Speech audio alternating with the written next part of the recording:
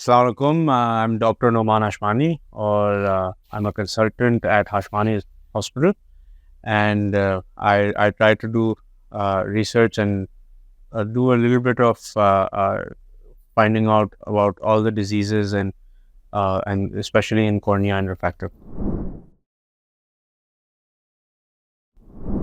देखिए, ये सवाल थोड़ा सा मुश्किल है बिकॉज आँख में बहुत सारे अलग अलग किस्म के पार्ट्स हैं और अलग चीज़ें हैं। बट अगर आप एक चीज़ मुझसे पूछेंगे कि क्या हमें करना चाहिए स्पेशली फॉर यंग पीपल, तो एक बहुत ही प्रॉब्लमेटिक चीज़ है हमारे इधर ड्राई आई डिज़ीज़। एक तो उसको हमें देखना चाहिए कि स्पेशली फीमेल्स जो मेकअप प्रोडक्ट्स यूज़ कर रही हैं, दे डोंट नो एग्जैक्टली कि उसके अंदर है क्या और किस तरीके से वो डैमेज करती हैं आँख को। और काजल और सुरमा स्पेशली जो लग रही है, जो पाकिस्तान में इंपोर्ट हो रही है, उसमें बहुत टॉक्सिक चीज़ें हैं और वो चीज़ें बहुत ही ख़राब हैं, डैमेजिंग है। और हमारे पास बहुत पेशेंट्स हैं जिनकी आँख के ग्लैंड्स ख़राब हो चुके हैं because they don't know exactly what's going on. So एक अगर चीज़ आप मुझसे पूछेंगे तो आई वुड से कि ये makeup products and kajal surma, and be very careful कि आप किस तरीके से उसको लगा रहे हैं, क्या लगा रहे हैं। एंड फॉर मेल्स जो बाइक चला रहे हैं, you have to cover your eyes, वो आँखों को कवर करें बिकॉज जो विंड है, that wind destroys your tear film destroy होती है। तो हमारे पास लोग आते हैं with watering and all kinds of चुभन खटक और ये सारी चीज़ें। तो ये दो चीज़ें हैं। बाकी जो बच्चे हैं, हमारे पास बेशुमार बच्चे आते हैं जिनके पेरेंट्स को पता ही नहीं होता कि उनको कोई रिफ्रैक्टिव एरर या चश्मा है, जिसकी वजह से उनकी अगर चेकअप नहीं हुई हुई है तो they develop something called amblyopia और वो ज़िंदगी भर फिर कम देखते हैं। देखें, वैसे तो ऑन बर्थ पहला मुआयना होता है बच्चे का, ठीक है, जैसे ही उसकी पैदाइश हुई है। Unfortunately for many reasons Pakistan में ऐसा नहीं होता है, स्पेशली जो प्री टर्म बच्चे हैं जिनको ऑक्सीजन थेरेपी पे रखा गया हो।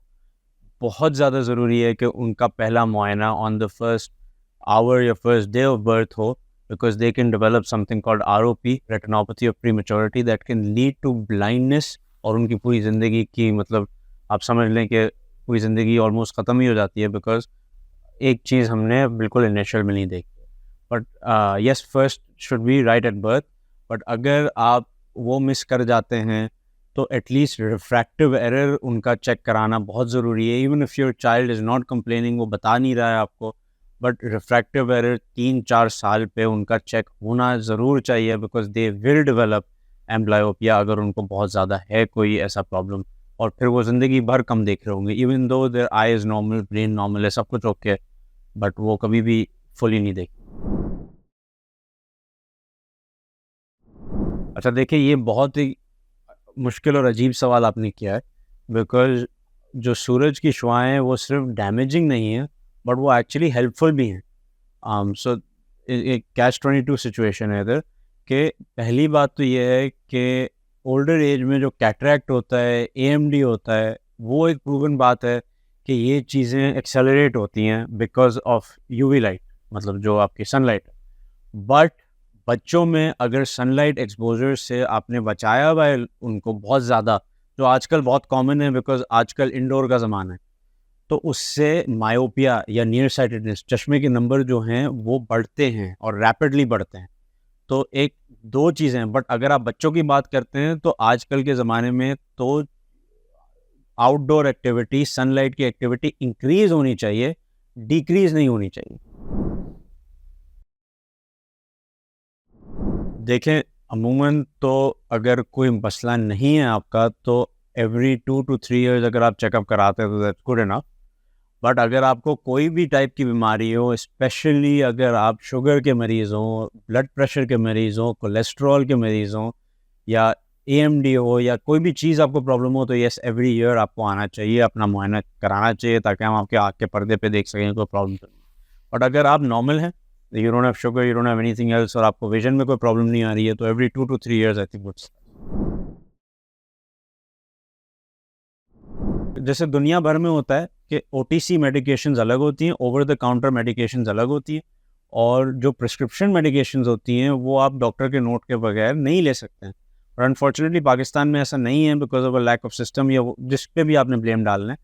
बट अगर आप प्रिस्क्रिप्शन मेडिकेशन दे रहे हो, स्पेशली समथिंग लाइक स्टेरॉइड्स, या अगर आप हर के गुलाब का बहुत आपने नाम सुना होगा, हर के गुलाब में एक्चुअली स्टेरॉइड मिक्स्ड होता है पाकिस्तान में, वो प्योर एक्चुअली नहीं मिलता है आपको।